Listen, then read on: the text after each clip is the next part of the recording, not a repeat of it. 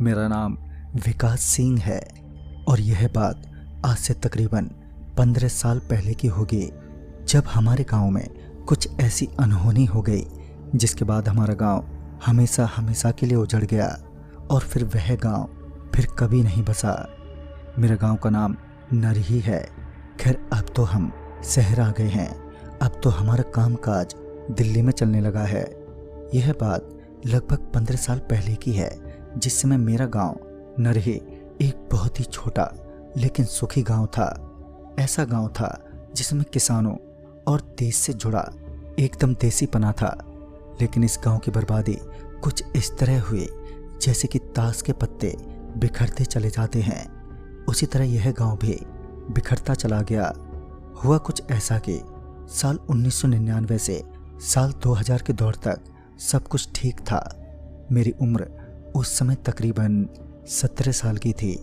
उस समय मैं अपने गांव के ही एक हाई स्कूल में पढ़ा करता था, जबकि मैंने अपने 12th की पढ़ाई अपने गांव से ही करी थी। शुरू से ही मैं गांव में ही था, तो मैं गांव को काफ़ी अच्छे से जानता था और समझता था।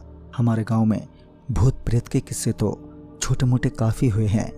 जैसे कभी किसी में भूत समा जाता है तो कभी किसी को भूत पकड़ लेता है।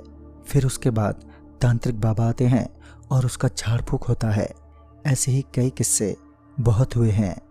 लेकिन इसके बाद कुछ ऐसा हुआ, आने वाले समय में बहुत ख़राब दिनों से गांव वालों को गुजरना पड़ा और एक एक करके सारा का सारा गांव रातों रात खाली हो गया।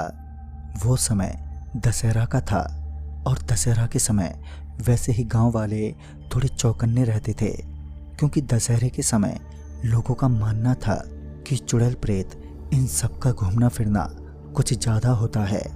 हमारे गांव से ठीक हटके बहुत सारे खेत थे और उन खेतों के ठीक उस तरफ सिर्फ एक पेड़ था, जो कि पीपल का पेड़ था। अगर गांव में किसी को भूत पकड़ लेता या फिर किसी पर काला जादू होता या फिर किसी को टोना टोटका करना होता तो वो सभी उसी पेड़ के पीछे जाते थे।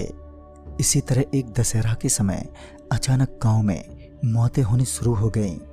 हर कुछ दिन बाद किसी एक जवान आदमी की लाश सड़क पर पाई जाती और जैसा कि गांव काफ़ी छोटा था, इसलिए यह खबर और तेजी से पूरे गांव में फैलने लगी।